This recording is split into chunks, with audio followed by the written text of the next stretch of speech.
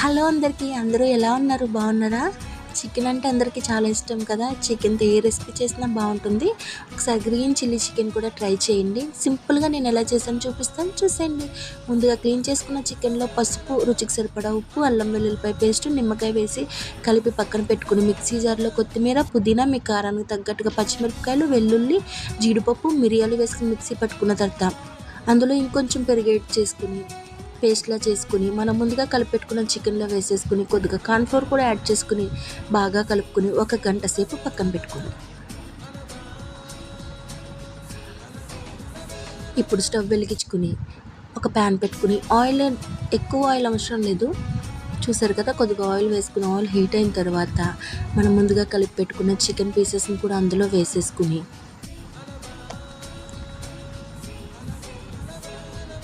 మూత పెట్టుకుని లో ఫ్లేమ్లో ఒక 20 నిమిషాలు కుక్ చేసుకోండి.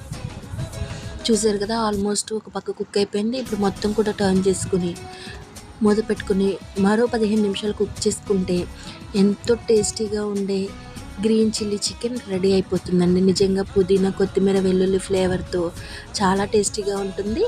ఒక్కసారి ట్రై చేసేయండి. Thank you for watching. Please subscribe చేయండి.